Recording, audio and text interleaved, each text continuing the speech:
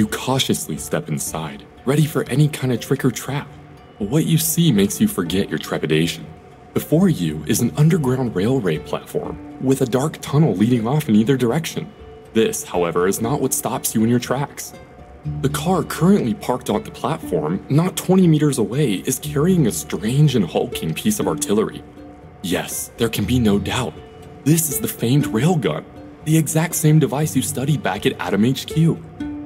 The legendary railgun is secretly anchored by steel cables to a specially designed car of an underground train. Hopefully it's still in working order. You're guessing it must be, given that the other tech you stumbled on in the bunker is more or less operational. As you're pondering the matter, the clatter of footsteps makes you spin about. Soldiers clad in special armor enter the underground station. One of them doffs his helmet, Minister Voronin himself. It seems he's the leader of this detachment. His people take up strategic positions as you wait, studying their every movement. Astonishing, the old man whispers, bewitched by what he's seeing. The Minister of Defense turns as if noticing your presence for the first time. Well, I was informed you had successfully accessed the bunker, so I decided to leave for the Battle of Trudograd briefly and take a look for myself. He scans the chamber again. Truly, an amazing installation, built to last for centuries. No, not really. Voronin frowns and exchanges a glance with his subordinates, professional soldiers who are clearly ready to fight on command. Why would I help someone who wants to harm us, to tear our home apart? Yes, I know it was you who deactivated the generator.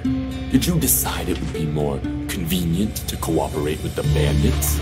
If this is Atom's official position, I can see no way or reason to establish peaceful relations. Enough idle chatter. Voronin pulls on his helmet and signals his people. I cannot allow you to take possession of this technology. Consider this the end of our cooperation. The armored soldiers raise their weapons. You have no choice but to do the same.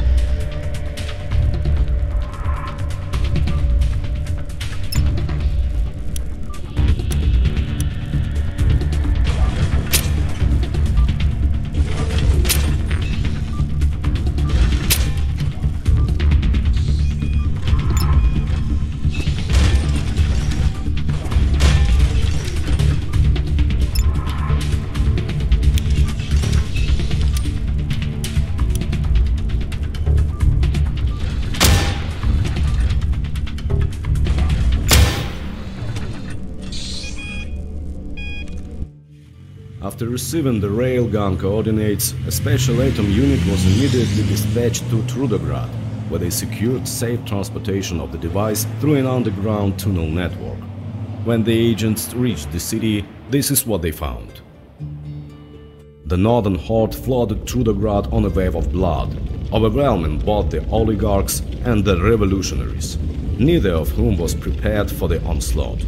Those who perished during the first days of the assault, neither fat cats or rebels, met a much kinder fate than those who survived the battle for the city. The defenseless civilians who were left to face the victors after the walls were breached spent the rest of their lives envying the dead. Seventh Heaven, Trudograd's grandiose folly, did not survive the northern invasion. The barbarians made a special example of the city's prideful symbol, razing it to ashes. As artillery fire rained down upon the mighty cupola, every citizen of Trudograd, from ex-politician to policeman to vagabond, was finally truly equal. Or at least they were equal in their struggle to survive the violent, noxious streets of the ground-level districts. A ragtag group of the Guangzhou merchants, through a combination of cunning and luck, escaped the city in the first days of the unrest. Following their report of the Merchant Guild's High Council, all trade in the Trudograd region was halted, and the land proclaimed a no-go zone for caravans for the next 1,000 years. Only once this term will expire may the terms of the embargo be changed or dissolved. The last time you saw Lieutenant Razin was as Trudograd slowly succumbed to the relentless northern assault. After a rushed farewell, your former brother-in-arms fled the burning city to seek a new destiny in a more peaceful place, wherever that might be. You haven't heard word of him since. However, you did hear a rumor about a hamlet far to the east. This small village was lucky enough to hire a resourceful militia leader, a cocky big city cop who shoots first and sometimes reminisces about his botched career in an unnamed metropolis. Even when it was obvious the northerners would pummel Trudograd to its foundations, old man Hexogen insisted upon remaining in the doomed city. And your decision to let him stay turned out to be the right one. Soon after you escaped the city, rumors began to circulate of a wise spiritualist whose skills with dozen rods, crystal balls, the consumption of rubbing alcohol and mass hypnosis earned him a huge following amongst the northern invaders. Many of the conquerors would leave the horde to form their own splinter tribe called Hexogen's Thousand Sons. As for you, after things had calmed somewhat in the city above, you rendezvoused with your fellow Aton members and led them to the railgun.